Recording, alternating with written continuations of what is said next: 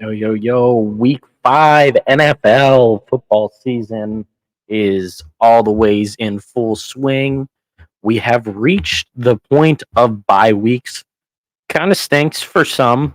However, we are in the midst of a stretch of like 54 of the next 55 days started on Wednesday of football every single day. Fall is here, fall is back. The weather is starting to feel much like fall, especially up north. Down here in Florida, not so much. Some days are getting better. The nights are nice. The mornings are beautiful. However, I really, really am looking forward to fall, and the fact that we're in full swing right now feels so good. We'll kick it off with a little bit of a recap of Thursday night football. A little bit late on the recording this week. Been crazy, hectic week for me, traveling from Ohio from the bad, sad performance of the Browns last weekend with Dorian Thompson Robinson playing quarterback that no one really expected, but we can save that and talk about that at a later time. The Browns are on a bye week this week, so no hometown cooking for me this week. I did pick the Bears on Thursday Night Football to beat the Commanders. However, I did not expect them to absolutely trounce them in Washington. I thought the game was going to be terrible. It turned out to be terrible, 40-20 final. But I watched a decent amount of it, and Justin Fields actually looked good. So Chicago's got that going for him. DJ Moore looked electric, 230 receiving yards, 3 touchdowns. Another one called back.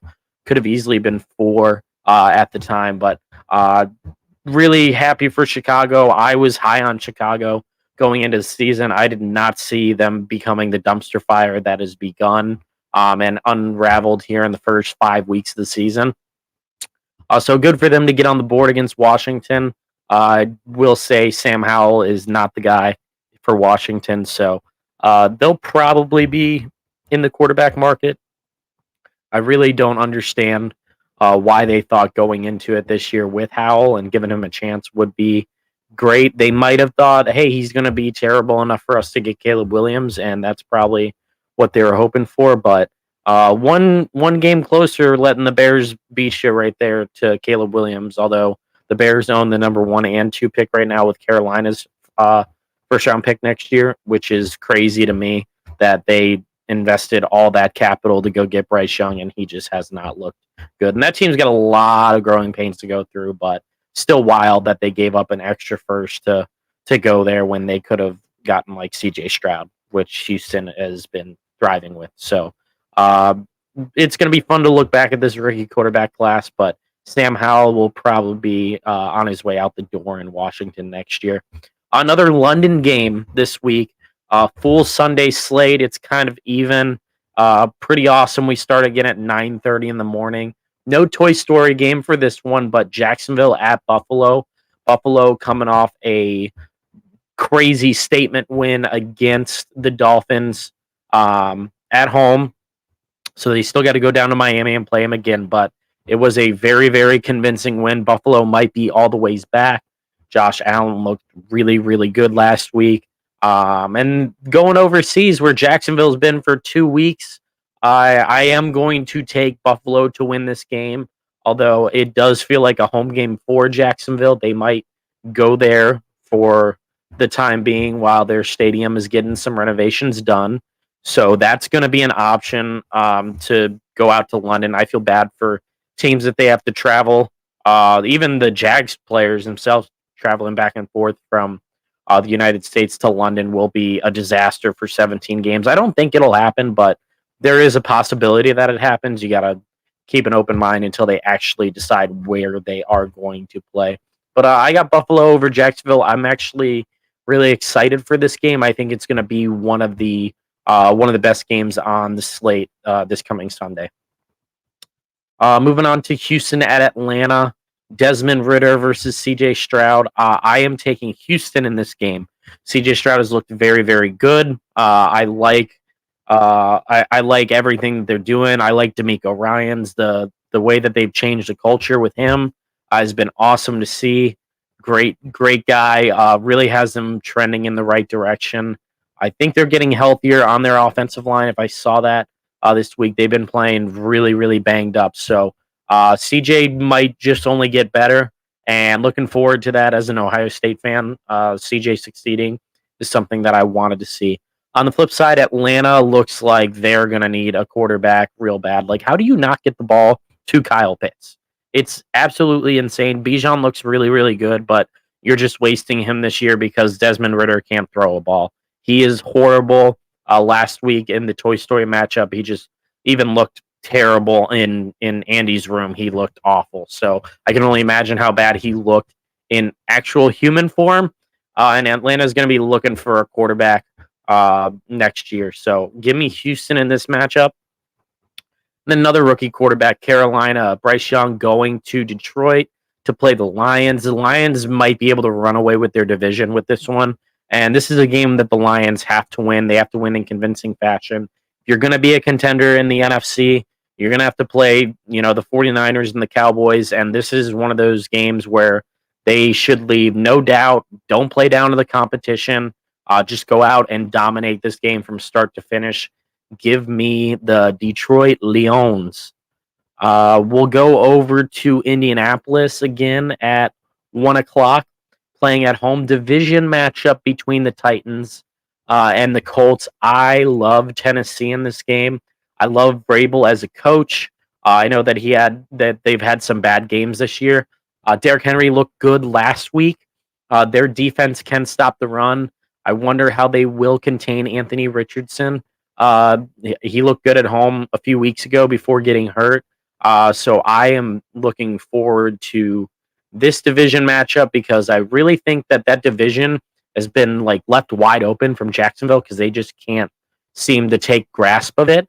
And they're playing Buffalo this week in London. So the winner of this game is going to get one step closer to Jacksonville. And Houston's got a big game in Atlanta this week too. I didn't even mention them. 2-2. They can put themselves in contention for that division. The division looks wide open, and until Jacksonville takes that step to win that division and just take it from everyone, this is a very key matchup in the AFC South. But I love Mike Vrabel as a coach. I am looking forward to this matchup.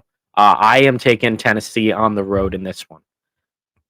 Swinging down to South Beach or the South Beach area. It's not really South Beach, but Miami playing against the Giants. The Giants might be the worst team in the NFL. But the other teams that are bad, they have hope in the future. Caleb Williams is coming out. Drake May's coming out. There's plenty of quarterbacks that are coming out, but the Giants just gave Daniel Jones a boatload of money, and he looks lost out there. He looks Eli Manning confused face on Sunday Night Football, all the time over there. I don't know what's going on. Daboll is hitting that second year window as a head coach, and it looks ugly for them. So I do not expect them to go down to Miami and win this game. But it's the NFL. You never know. On the flip side, Mike McDaniel, they had a little humbling experience last week. Got served up a nice piece of humble pie from the Bills in their division, letting them know, hey, you still can't win here. So Miami's looking to bounce back at home against the Giants. I think it'll happen. I just can't see the Giants winning this game. They are horrible on offense, on the line, on defense. They're atrocious. So give me Miami at home by a lot in that game. Snooze fest of the 1 o'clock games. New Orleans at New England. This is a game that Bill Belichick should win. However, Mac Jones's leash is getting very, very short as the starting quarterback in New England. I really don't know if he's going to be able to hang on to it, but I will say this: if the Saints come out and beat New England on their home turf, the Boo Birds are going to be out. They're going to be chanting for Zappy time. Let's get Zappy in New England. I think it could happen this weekend. A bad first half, and you might see Bailey Zappy around 2:30 New England time. So that would be pretty electric to see him come in, see what's going on. They need a little bit of a spark. I hate picking against New England at home, So therefore, I will choose New England to win this game. Neither of these teams has scored over 20 points this year, is what I've heard. So looks to be a bad game. Heading over to an exciting matchup in Pittsburgh is Baltimore at Pittsburgh. AFC North Division battle. Tomlin, Harbaugh, great coaching matchup. These games are always decided by 3 or less points. You usually take the underdog in this game. I think Pittsburgh's the underdog. Kenny Pickett did say today that he is going to play this matchup. I believe he was taken off the injury list a little bit ago. So expect Kenny Pickett to play. Lamar looks good. Lamar might win this game. If Baltimore wins this, they're 3-0 in the AFC North with 3-0 in the division road games. So they play everyone else at home again. So Baltimore can really take control of the AFC North if they win this game. I do expect Baltimore to win. I have Baltimore winning this game. Kicking off the 4 o'clock slate, Philly versus the Rams in LA.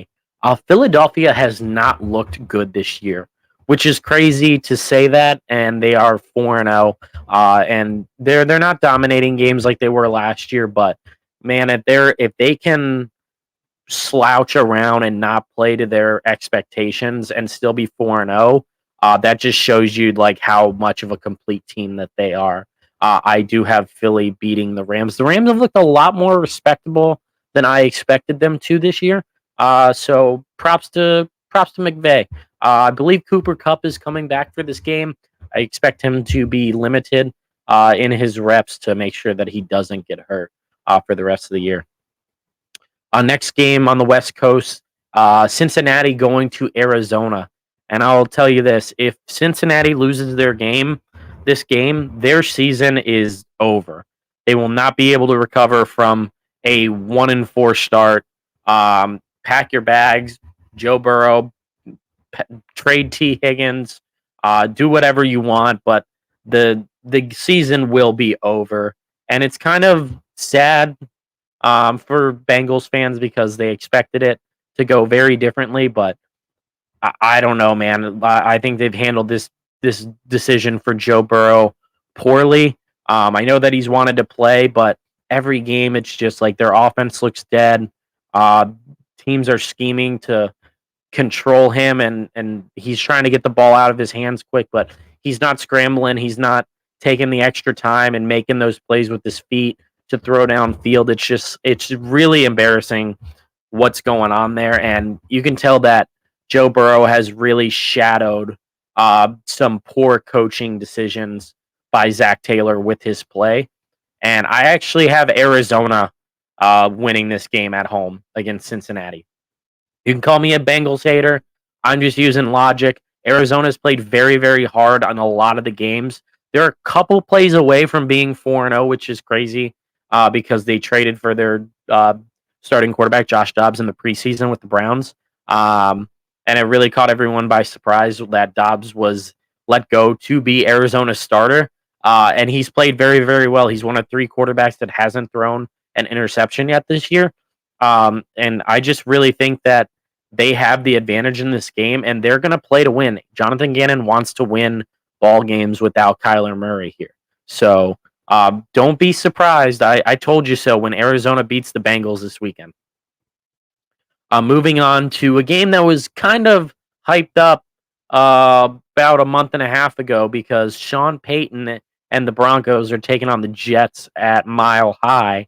But this game was about to be Aaron Rodgers and Nathaniel Hackett versus Russell Wilson and Sean Payton, but now it's Zach Wilson and Nathaniel Hackett against Russ and Sean Payton. And Denver's defense has been a letdown. Russ has definitely played a lot better. But at the end of the day, like this matchup is personal. I like the Jets to win this game. However, I am going to pick Denver in my pick'ems because I like them at home, and I can't trust Zach Wilson to win a road game yet. I think that this game could end up being like 14-10, 10-6, 10-3, something very low scoring. It might be ugly. They might forget about this game on Red Zone in the afternoon slate. but I like Denver to beat the Jets this weekend. Sorry, Jets fans. Rodgers, you're gonna have to come back a little bit sooner if you want to be playing in the playoffs, because I don't think it's gonna happen if Zach Wilson keeps losing games. Another 425 matchup. Um, it could be one of the last for Kirk Cousins. I would consider trading Kirk Cousins if I was Minnesota. If they lose this game, and they're playing Kansas City, so you can't expect them to win. However, Kansas City has not looked sharp. Even last week against the Jets, up 17-0. Did not score a touchdown in the second half. So that's a plus for Minnesota that Kansas City isn't clicking on all cylinders just yet. I expect them to turn it around. However, Minnesota is pretty good at home. At least in the past couple of years, they have. This year, not so much. They just haven't been good in general. So I am going to take Kansas City in this game, but you feel bad because Kirk Cousins is just such a good guy. Like, he went to the Twins game the other day and he just bought tickets offline. He didn't go into a suite. Like, he's just sitting there with casual fans, like being a Minnesota guy, and it's sad because it could be one of the last experiences that he had as a member of the Minnesota Vikings and a resident of Minneapolis. Um, I don't know exactly where he's going to go, but Minnesota is going to really consider trading him if they lose here. Atlanta is a good landing spot. I mean, I know Tennessee has Tannehill, but I wouldn't be shocked if they tried to flip, especially if they win against Indy. They have a chance to win that division, and there's plenty of guys. The Jets could use Kirk Cousins if they're really trying to salvage their season. It seems like it's going to be the end for Kirk Cousins in Minnesota. Would like to be wrong, but it looks like it's trending that way. The Sunday night game is the best matchup that we have this week. Dallas at San Francisco. Man, I really wanted this game to be in Dallas, to be honest with you, with the Browns playing San Fran next weekend. But Dallas going into San Fran, Kyle Shanahan has had Mike McCarthy's number the last two playoffs, just really going into Jerry's world and just lighting them up. The meme of the sad emo Cowboys fan just lives rent free in my head. I love it. It's so funny when sad Dallas fan comes on the television. And I'm looking forward to seeing it again Sunday night. I don't know if I can trust the Dallas defense without Diggs. They did have a bounce back game last weekend, but San Fran is just a different monster. Brock Purdy still hasn't lost a start as since taking over as the starting quarterback in San Francisco. So looking forward to San Francisco beating the Cowboys this week. And then hope that they have a letdown next week against us. Monday night game, Jimmy Garoppolo just got cleared. He will be taking on the Green Bay Packers. Jordan Love versus Jimmy G. Another snooze fest on national television. We absolutely hate to see it, but it's happening again. The primetime games are horrible. I don't know. Both these teams suck. I think Josh McDaniels is another coach that is going to get fired, but I'll take Jimmy G at home versus the Packers. I don't believe in Jordan Love. Matt LaFleur hasn't coached very well. You could tell that some of his lack of coaching decisions and greatness was covered up by Aaron Rodgers the last couple of years. So that's a preview of Week 5. It seems like a little bit less. We're at like the 20-minute mark, but that's because our bye week teams are the Browns, obviously. The Chargers are on a bye. Seattle is on a bye, and Tampa Bay is on a bye. So we got some bye weeks coming up. Hopefully they can balance out the schedule for your viewing pleasures on Sunday afternoon with the ticket. Make sure that you like us, subscribe on YouTube. Make sure that you are following on Instagram. Instagram is the poppin' platform for us. Nate doing such a good job with our graphics. Make sure you're tuning into all of our shows. Appreciate the love, everyone. Have a great Sunday afternoon. Hopefully you win your bets and your team wins, unless you're a Cowboys fan. Bye.